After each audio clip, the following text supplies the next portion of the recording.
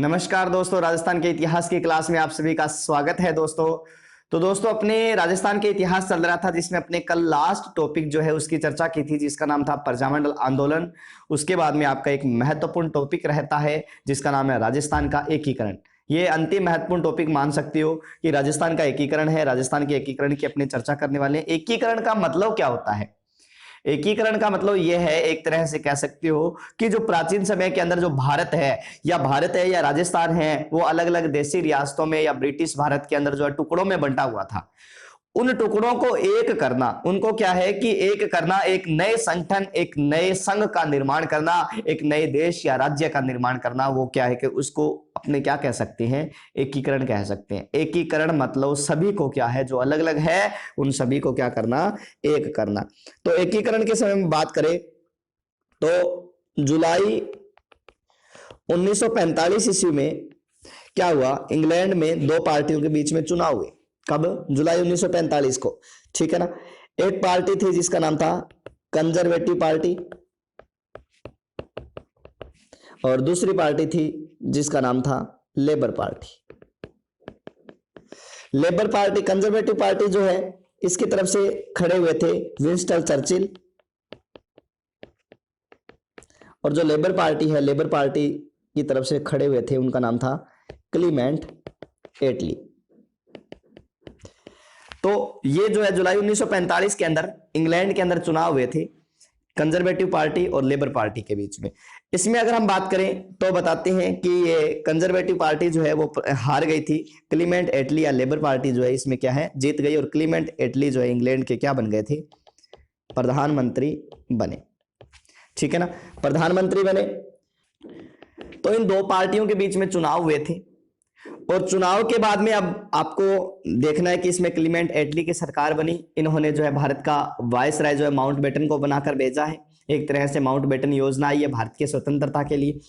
अब इसके बाद में बताते हैं कि आगे हम चर्चा करें तो सबसे महत्वपूर्ण बात यह है कि जब स्वतंत्रता से पूर्व, कब? स्वतंत्रता से पूर्व भारत में जो रियासतें थी उन रियासतों की संख्या कितनी थी? तो भारत में रियासतों की संख्या 565 थी।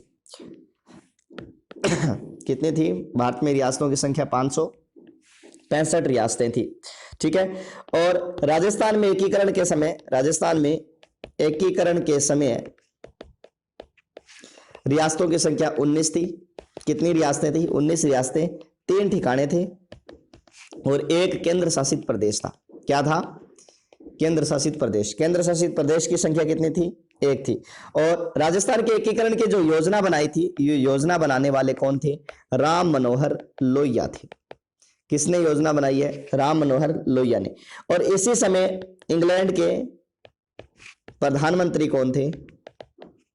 इंग्लैंड के प्रधानमंत्री जो है उनका नाम आता है क्लीमेंट एटली। क्या नाम आता है? क्लीमेंट एटली। और इसके बाद में जो है अगर हम चर्चा करें तो भारत के वायसराय कौन थे? भारत के वायसराय, तो भारत के वायसराय में जो है नाम आता है लॉर्ड माउंटबेटन। माउंटबेटन योजना आई, ठीक है ना। इसके बाद में जो है ये जून 1947 के अंदर, ठीक है ना, इंग्लैंड की संसद ने जो है भारत के स्वतंत्र होने की क्या कर दी थी? घोषणा कर दी थी। और इसके बाद में राजस्थान के एकीकरण में जो समय लगा, राजस्थान का जो एकीकरण हुआ है उस एकीकरण में समय कितना लगा? तो राजस्थान का एकीकरण, ध्यान रखना, तो राजस्थान का एकीकरण 7 चरणों में पूरा हुआ। कितने चरणों में? 7 चरणों में पूर्ण हुआ एकीकरण। और इसे लगभग 8 वर्ष 7 माह 14 दिन लगे। कितने दिन लगे? 8 वर्ष 7 माह 14 दिन लगे राजस्थान के एकीकरण पूर्ण होने में, ठीक है। इसके अलावा अगर हम बात करें इसके अंदर, एकीकरण के अंदर ही, तो राजस्थान का एकीकरण या राजस्थान का जो वर्तमान स्वरूप आया, वर्तमान स्वरूप वो कब आया? तो ध्यान रखना 1 नवंबर 1956 ईस्वी को किसके नेतृत्व में आया? मोहनलाल सुखाड़िया के नेतृत्व। किसके नेतृत्व में? मोहनलाल सुखाड़िया के नेतृत्व में जो है राजस्थान का वर्तमान स्वरूप 1 नवंबर 1956 को मोहनलाल सुखाड़िया के नेतृत्व में आया। इसके अलावा राजस्थान के एकीकरण का श्रेय, राजस्थान के एकीकरण का श्रेय किसे जाता है? तो राजस्थान के एकीकरण का श्रेय जो जाता है वो किसे जाता है? सरदार वल्लभ भाई पटेल को जाता है। किसको जाता है? सरदार वल्लभ भाई पटेल को जाता है एकीकरण का श्रेय, ठीक है ना, सरदार वल्लभ भाई पटेल को जाता है। इससे पूर्व अपने यहां पर एकीकरण में चर्चा करें तो ध्यान रखना, भारत के अंदर एक भारतीय रियासती विभाग, भारतीय रियासती विभाग, या इसे कह सकते हो भारतीय सचिवालय, भारतीय सचिवालय। इस भारतीय सचिवालय की क्या की गई थी? स्थापना की गई थी। कब?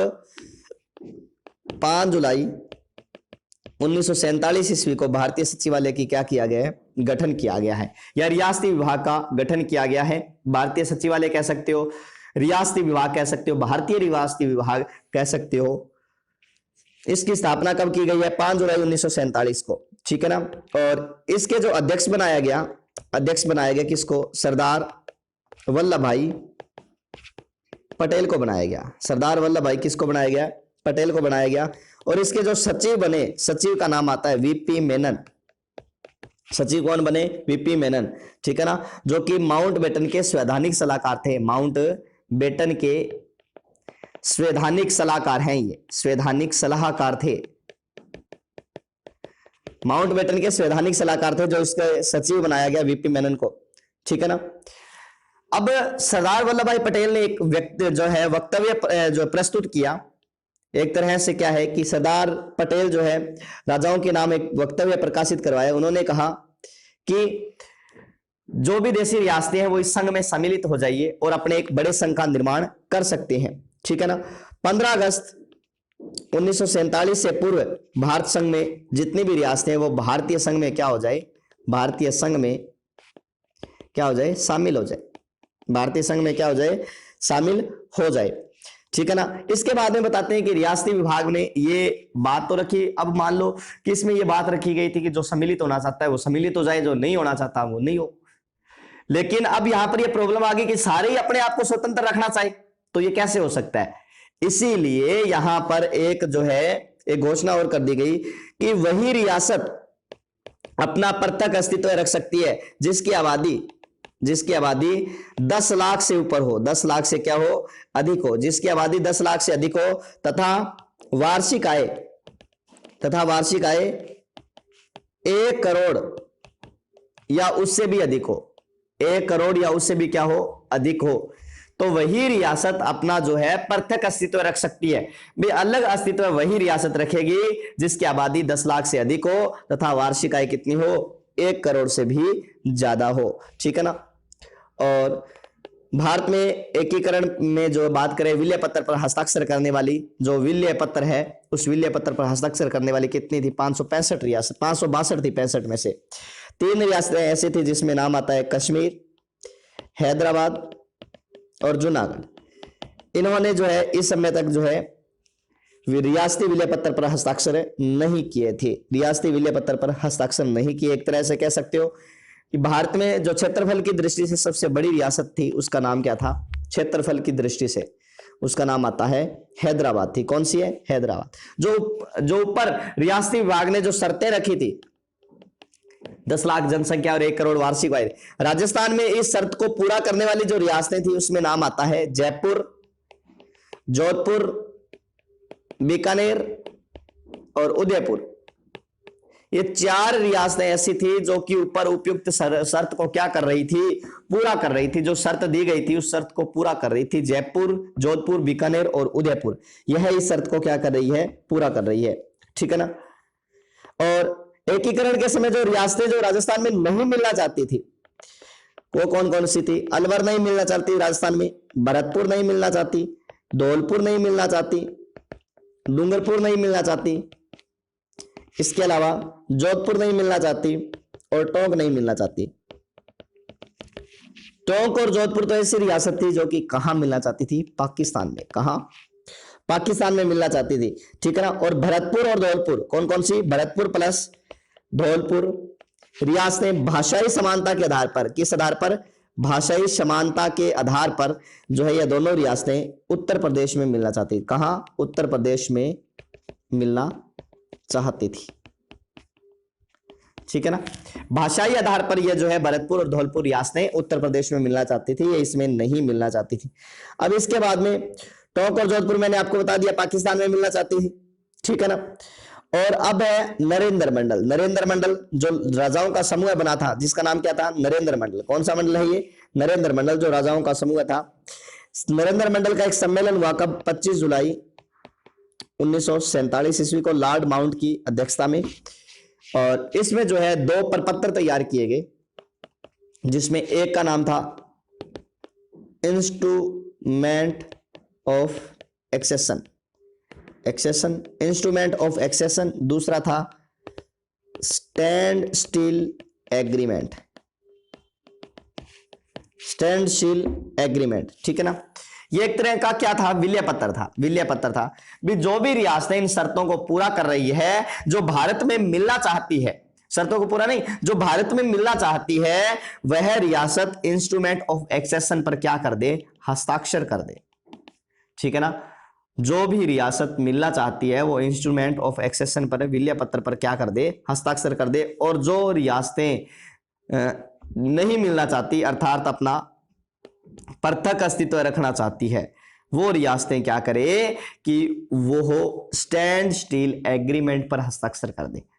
2 तरह के प्रपत्र तैयार किए गए, instrument of accession, standstill agreement. भी जो पृथक अस्तित्व रखना चाहती है वो इंस्ट्रूमेंट एक्सेशन पर, सॉरी, जो पृथक अस्तित्व रखना चाहती है वो स्टैंड स्टिल एग्रीमेंट पर, और जो भारत में मिलना चाहती है वो इस विलय पत्र इंस्ट्रूमेंट ऑफ एक्सेशन पर क्या कर दे, हस्ताक्षर कर दे, ठीक है ना। तो ये जो है ये शर्तें रखी गई थी। इसके बाद में राजस्थानी रियासतों का भारतीय संघ में विलय, भारतीय संघ में विलय, राजस्थानी रियासतों का भारतीय संघ में विलय। सबसे पहले किसका, बीकानेर का विलय, किसका, बीकानेर का विलय। तो बीकानेर के नरेश जो शार्दुल सिंह थे, शार्दुल सिंह ने माउंटबेटन और जो सरदार पटेल थे, इनकी जो है ये शर्त जो थी, ये इनको आगे बढ़कर जो है इसका सम्मान किया। और सबसे पहले राजस्थान की तरफ से, मतलब अपने बीकानेर रियासत जो है उसने क्या किए, इस इंस्ट्रूमेंट ऑफ एक्सेशन पर क्या कर दिए, हस्ताक्षर कर दिए। कब किए थे, 7 अगस्त 1947 को जो है इंस्ट्रूमेंट एक्सेशन पर जो है या विलय पत्र पर हस्ताक्षर किए थे बीकानेर ने। तो बीकानेर सर्वप्रथम या पहली रियासत है, पहली रियासत थी जिसने क्या किए हैं, हस्ताक्षर किए हैं, किस पर, इंस्ट्रूमेंट ऑफ एक्सेशन पर क्या किए हैं, हस्ताक्षर किए। इसके बाद में किसका विलय आता है, उदयपुर का विलय। किसका, उदयपुर ने जो है स्वेच्छा से देशभक्ति का उदाहरण प्रस्तुत करते हुए स्वेच्छा से विलय पत्र पर क्या कर दिए, हस्ताक्षर कर दिए। इसके बाद में बारी आई किसकी, जोधपुर की, ठीक है ना। जोधपुर रियासत 1946 ईस्वी में संविधान निर्मात्री में भाग ले रही थी तथा जोधपुर के जो शासक थे जिनका नाम था हनुमंत सिंह, इन हनुमंत सिंह ने क्या किया था, 2 बार भारत के विलय पत्र पर क्या कर दिए थे, हस्ताक्षर करने की घोषणा कर दी थी। पहले से ही 2 बार इन्होंने भारत के विलय पत्र पर या भारत में सम्मिलित होने पर क्या कर दी थी, घोषणा कर दी थी। लेकिन ठीक विलय पत्र के घोषणा कर दी, किंतु स्वतंत्रता के 10 दिन पूर्व ही यह जो है बताते हैं कि जिन्ना का साथ देने हेतु उनसे मिलने के लिए कहां गए, दिल्ली। और जो धौलपुर के उदयवान सिंह थे वो भी इनके चक्कर में आ गए। अब ये जा रही है जिन्ना जी से मिलने, जो कि कहां के, जो एक तरह से प्रधानमंत्री थे पाकिस्तान के, मतलब पाकिस्तान विलय के समय वहां पर जो है, तो पाकिस्तान जो है अलग हुआ था उस समय, जो है वहां के प्रधानमंत्री थे मोहम्मद अली जिन्ना से मिलकर ये क्या है कि अपने क्षेत्र को क्या है, पाकिस्तान में मिलाना चाहते थे, जोधपुर को, ठीक है ना। अब जोधपुर के जो महाराजा है, जोधपुर के महाराजा जो हनुमंत सिंह है, हनुमंत सिंह अब किससे मिलने के लिए जाएंगे, जिन्ना से मिलने के लिए। किससे, जिन्ना से मिलने के लिए। कहां जाएंगे, दिल्ली। एक ही ट्रेन में जा रहे थे, उसी ट्रेन में कौन बैठे थे, वीपी मेनन। अब बताते हैं कि ये वीपी मेनन ये दिल्ली जा रहे हैं, जिन्ना का घर नहीं जानते हैं। वीपी मेनन ने जिन्ना को कहा चलो मैं लेके चलता हूं आपको उनके घर पे, तो इनकी आपस में बढ़ती नहीं थी। ये विलय पत्र जो है अपने हाथ में लेकर घूम रहे थे, भी कब ये इन पर साइन करे, कब मैं जो है इनका नाम यहां पर जोड़ू, विलय पत्र इनकी रियासत का। तब बताते हैं कि जिन्ना को वीपी मेनन जो है इस वायसराय इसके भवन में न ले जाकर ये वायसराय भवन में ले गए, वायसराय भवन में ले गए और वहां पर जैसे ये बैठे चाय नाश्ते के लिए तो इनके सामने ये विलेय पत्र रख दिया, विलेय पत्र रख दिया, करो हस्ताक्षर। तब बताते हैं हनुमान सिंह ने पेन पिस्टल निकाल ली, पेन पिस्टल किसको दिखाई? वीपी मेनन को। इतने में माउंटबेटन आ गए और माउंटबेटन के डर से इन्होंने बताते हैं कि इस पर क्या कर दिए थे, विलेय पत्र पर क्या कर दिए, हस्ताक्षर कर दिए। और जो आज पेन पिस्टल है वो इंग्लैंड की एक क्लब में पड़ी है जो हनुमान सिंह ने यूज की थी उस समय, ठीक है ना। तो इस तरह से जोधपुर रियासत ने भी क्या किया है, ठीक है, विलेय पत्र पर क्या किए थे, हस्ताक्षर किए थे। धौलपुर के उदयभान सिंह ने, धौलपुर के कौन सा है, उदयभान सिंह है, विलेय पत्र पर हस्ताक्षर कैसे किए हैं? तो इन्होंने 14 अगस्त 1947 ईस्वी को विलेय पत्र पर क्या किए हैं, हस्ताक्षर किए हैं। और ये अंतिम रियासत थी, अंतिम रियासत थी जिसने विलेय पत्र पर हस्ताक्षर किए। और अंतिम शासक कौन है, जिसका नाम क्या है, हनुवंश, ये उदयभान सिंह है जिसने विलेय पत्र पर क्या किया, अंतिम रूप से जो है हस्ताक्षर किए हैं। अब एक चीज ध्यान रखना, यहां पर जो राजस्थान के कुछ राजा थे उन राजाओं ने क्या किया, अपना अलग संघ बनाने का प्रयास किया। क्या किया, अपना अलग संघ बनाने का प्रयास किया। भी अपने अपने अलग संघ बना लेते हैं, अपना जो है ये अगर पूरा नहीं हो रहा है, जो शर्तें पूरी नहीं हो रही तो अपना एक अलग संघ बना लेते हैं। तो जो अलग अलग राजा थे उन्होंने अपना संघ बनाने का प्रयास किया। तो कौन कौन से क्षेत्र के कौन राजा ने संघ बनाने का प्रयास किया? कई बार सुमेलित करने का प्रश्न आ सकता है या छोटा प्रश्न आ सकता है कि मारवाड़ संघ बनाने, ये मेवाड़ संघ बनाने का किसने प्रयास किया, राजस्थान संघ बनाने का किसने प्रयास किया। इस तरह से छोटे छोटे प्रश्न आपके जो है पूछे जा सकते हैं। तो उनके बारे में आपको बता देता हूं कि सबसे पहले राजस्थान यूनियन, राजस्थान यूनियन बनाने का प्रयास किसने किया? तो मेवाड़ के महाराणा, मेवाड़ महाराणा भूपाल सिंह ने, किसने, भूपाल सिंह ने राजस्थान यूनियन बनाने का क्या किया है, प्रयास किया है। इसके बाद में राजपुताना संघ, कौन सा, राजपुताना संघ। तो राजपुताना संघ बनाने का प्रयास किसने किया था? तो जयपुर के जो है महाराजा के द्वारा, किसके द्वारा, जयपुर महाराजा के द्वारा राजपुताना संघ बनाने का प्रयास किया गया था। इसके अलावा हाड़ौती संघ, कौन सा संघ है, हाड़ौती संघ। कोटा के शासक, कोटा, जयपुर के जो है कोटा शासक, अपने भी शासकों की चर्चा करेंगे भी कौन सी रियासत के कौन से शासक थे। कोटा के शासक भीम सिंह ने, भीम सिंह ने, ठीक है ना, ये हाड़ौती संघ बनाने का प्रयास किया। इसके बाद में बागड़ संघ, बागड़ संघ। डूंगरपुर के रावल, डूंगरपुर के महारावल,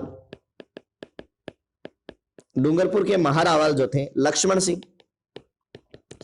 इन लक्ष्मण सिंह ने जो है वो कौन सा, बागड़ संघ बनाने का क्या किया है, प्रयास किया है, ठीक है ना। तो ये राजस्थान यूनियन मेवाड़ के भूपाल सिंह ने, राजपुताना संघ जयपुर के महाराजा ने, हाड़ौती संघ कोटा के शासक भीम सिंह ने, और बागड़ संघ जो है वो डूंगरपुर के महारावल लक्ष्मण सिंह ने बनाने का क्या किया है, प्रयास किया है, ठीक है दोस्तों। तो इसके बाद में अपने राजस्थान के रियासतों का एकीकरण, राजस्थान की रियासतों का एकीकरण पढ़ते हैं। राजस्थान की रियासतों का एकीकरण किस तरह से हुआ है। रियासतें कितनी हैं, 19। अब सबसे पहले चर्चा करेंगे 19 रियासतों के अलग अलग शासक, ठीक है, अलग अलग शासक कौन थे इस समय, उनकी चर्चा करेंगे। तो दोस्तों आपके सामने राजस्थान का नक्शा दिखाई दे रहा होगा। तो अलग अलग रियासतों के अपने शासक चर्चा करेंगे। सबसे पहले अलवर, ये अलवर रियासत है। अलवर का राजा था, उसका नाम था तेज सिंह। क्या नाम आता है, अलवर के शासक का तेज सिंह था। अलवर रियासत का शासक कौन है, तेज सिंह। इसके बाद में है भरतपुर, भरतपुर का कौन है, ब्रिजेंद्र सिंह। कौन है, ब्रिजेंद्र सिंह। उदयपुर का है उदयभान सिंह। कौन है, उदयभान सिंह है। इसके बाद में ये सॉरी धौलपुर है, ये उदयपुर नहीं है, धौलपुर है।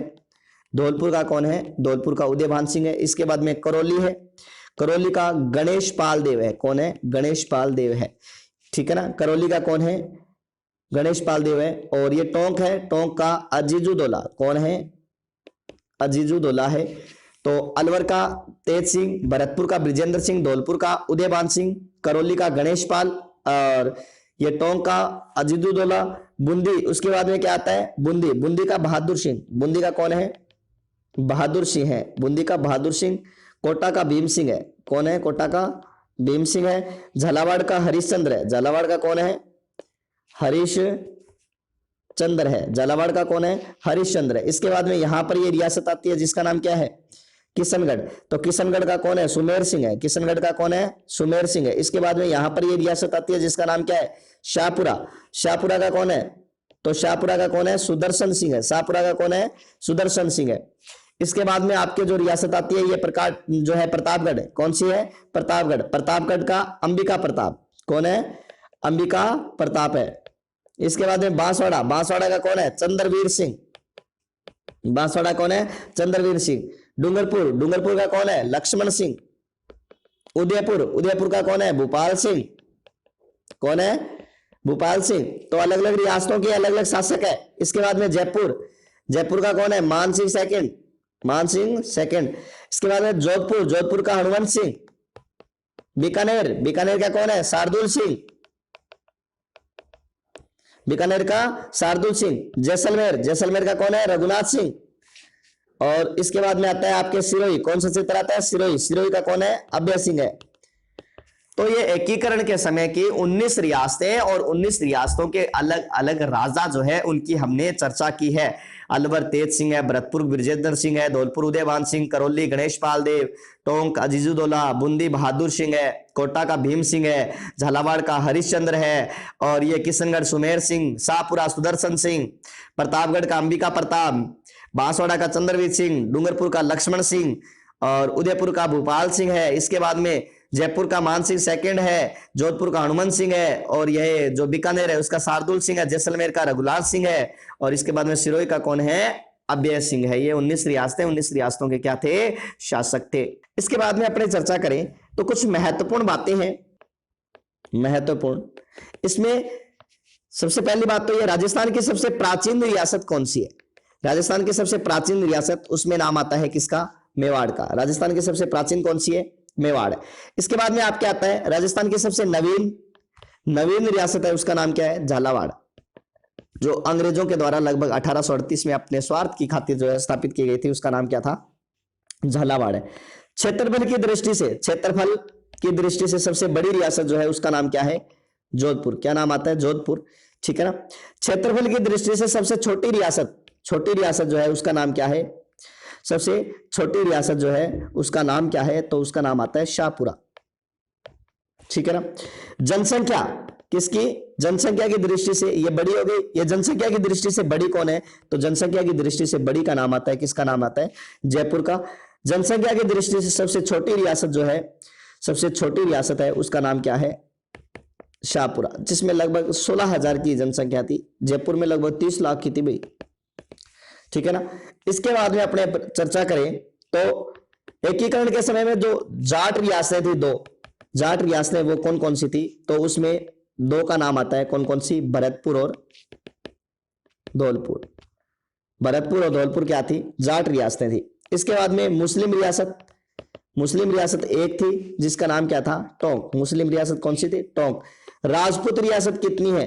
एकीकरण के समय में राजपूत रियासतें, तो उनकी संख्या कितनी थी? 16 थी। ठीक है ना। विलय पत्र पर प्रथम विलय पत्र पर हस्ताक्षर करने वाली जो रियासत थी उसका नाम क्या था? तो बीकानेर। क्या नाम आता है? बीकानेर के शार्दुल सिंह ने हस्ताक्षर किए थे। और इसके बाद में अंतिम रियासत जिसने विलय पत्र पर हस्ताक्षर किए हैं उसका नाम था धौलपुर। क्या नाम था? धौलपुर। कब किया है? 14 अगस्त 1947 को इसने क्या कर दिए थे? हस्ताक्षर कर दिए थे। इसके बाद में बांसवाड़ा के चंद्रवीर सिंह ने, बांसवाड़ा का जो चंद्रवीर सिंह था, उस चंद्रवीर सिंह ने हस्ताक्षर करते समय कहा था कि मैं अपने डेथ वारंट पर क्या कर रहा हूं? हस्ताक्षर कर रहा हूं। मैं अपने डेथ वारंट पर हस्ताक्षर करता हूं, अर्थात मृत्यु प्रमाण पत्र पर हस्ताक्षर कर रहा हूं। ठीक है ना। अलवर का जो तेज सिंह था, अलवर का जो तेज सिंह है, तेज सिंह का जो दीवान था उसका नाम था खर्रे। इस खर्रे पर बताते कि गांधी जी की हत्या के मामले में क्या चल रहा था? केस चल रहा था, छानबीन चल रही थी। ठीक है ना। गांधी जी की हत्या किसने? नाथूराम गोडसे ने की थी। तो इनके सहयोगी रहे थे। बताते हैं कि इनको शरण वगैरह दी थी, इसीलिए इनको जो है दिल्ली में एक तरह से नजरबंद किया गया था। इसके अलावा एकीकरण के समय में जो है कौन सी रियासत ऐसी थी जो कि उत्तराधिकारी शुल्क नहीं देती थी? ठीक है ना। एकमात्र है जिसका नाम क्या है? जैसलमेर। कौन सी रियासत है? जैसलमेर। राजस्थान की सबसे पिछड़ी रियासत जो है वो एकीकरण के समय नजरबंद किया गया था।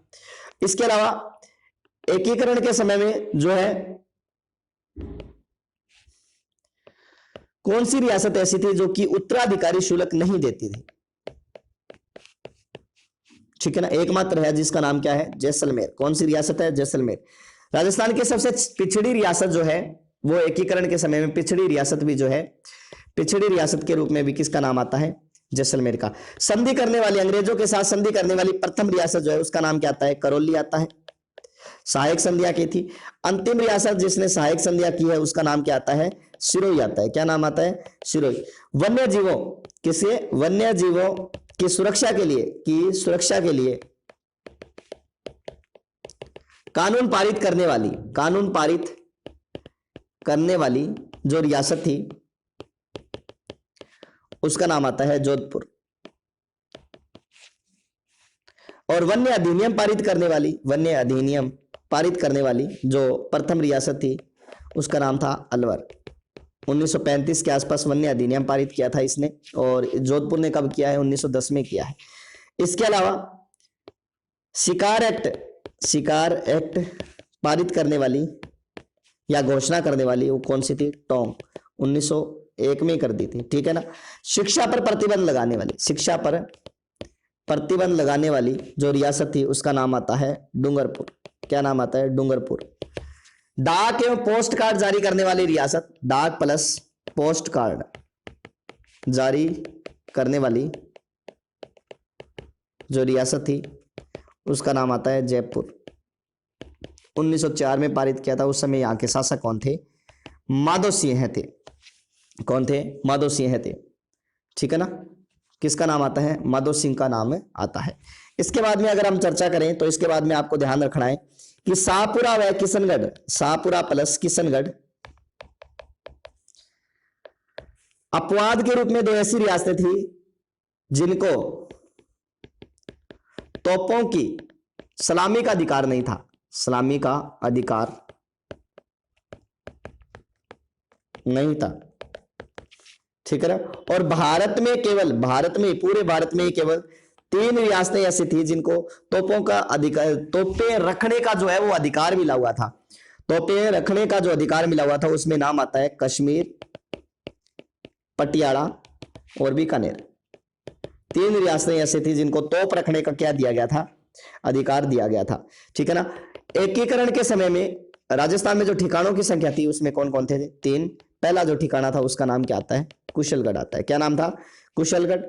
और इसके राजा थे राव हरेंद्र सिंह है, जो कि कौन से वंश के थे? राठौड़ वंश के। कौन से वंश के? राठौड़ वंश के। और क्षेत्रफल की दृष्टि से सबसे बड़ा ठिकाना यही था, सबसे बड़ा कुशलगढ़। दूसरा आता है नीमराणा। नीमराणा कहाँ है? कुशलगढ़ कहाँ है? बांसवाड़ा में है। नीमराणा कहाँ है? अलवर में है। ठीक है ना।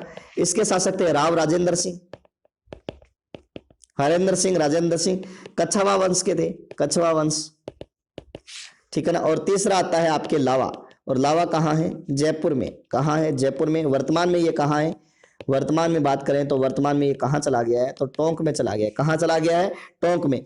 और इसके जो शासक थे बस प्रदीप सिंह है। कौन थे? बस प्रदीप सिंह है। क्षेत्रफल की दृष्टि से सबसे छोटा ठिकाना था, सबसे छोटा ठिकाना माना जाता है। और एकीकरण के समय में केंद्र शासित प्रदेश जो है उनकी संख्या कितनी थी? 1 थी। केंद्र शासित प्रदेशों की संख्या कितनी है?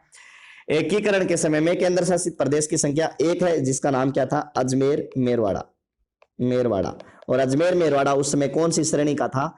C श्रेणी का था। राजस्थान कौन सी श्रेणी का बन गया था? राजस्थान B श्रेणी का था। कौन सी श्रेणी का था? B श्रेणी का था। ये कौन सी श्रेणी का है? ये 3 जो है C श्रेणी का था। कौन सा श्रेणी का था? C श्रेणी का था। ठीक है ना। राजस्थान का एकीकरण कितने चरणों में पूर्ण हुआ है? तो 7 चरणों में पूर्ण हुआ है। एकीकरण राजस्थान का कितने चरणों में पूर्ण हुआ है? 7 चरणों में पूर्ण हुआ है। और इन 7 चरणों की अपने चर्चा कल करेंगे। एक अपने जो है पूरा का पूरा बॉक्स या तैयार कर लेंगे, उसके आधार पर इनकी चर्चा करेंगे। आज के लिए इतना ही दोस्तों, बाकी चर्चा करेंगे कल। Thank you for today.